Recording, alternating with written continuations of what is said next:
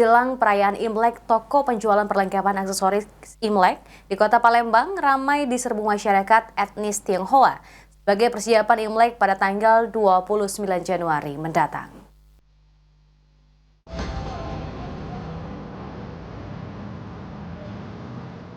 Menyambut perayaan Imlek 2025, toko penjualan pernak-pernik Imlek ramai dikunjungi warga Tionghoa. Seperti salah satu toko di kawasan Jalan Veteran Kota Palembang, sejak seminggu terakhir tidak pernah sepi dikunjungi pembeli yang mencari kebutuhan Imlek. Selain perlengkapan ibadah seperti dupa dan kertas, pembeli juga memburu pernak-pernik seperti lampion.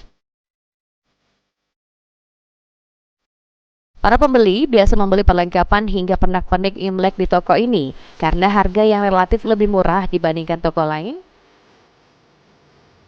Apa tadi ya? Oh, beli tempelan ini sih untuk Imlek. Oh, apa itu sebenarnya? Kegiatan di rumah sih kan karena mau menyambut Imlek. Oh, berapa kita beli tadi ya? Ini sih kisaran 28.000 sama ada yang 100.000.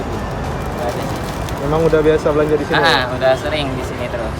Harganya murah apa mahal di sini? Termasuk murah sih sejauh ini. Jadi ya kesini aja belinya langsung. Oh, kita kan beli perlengkapan untuk Imlek. Apa yang kita beli, Cah?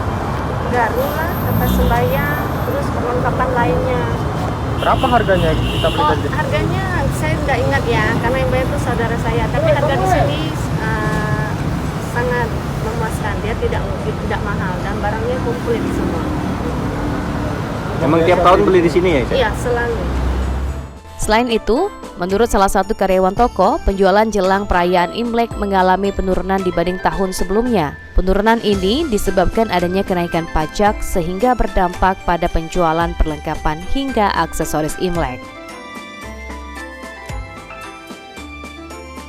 Ya dibandingkan dengan tahun kemarin sih agak kurang sih, tapi lumayan lah.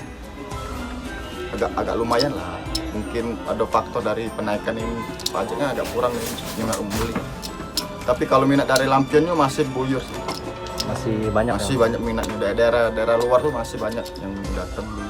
Jadi yang sering dicari pembeli ini lampion ya? Lampion, Terus angpau.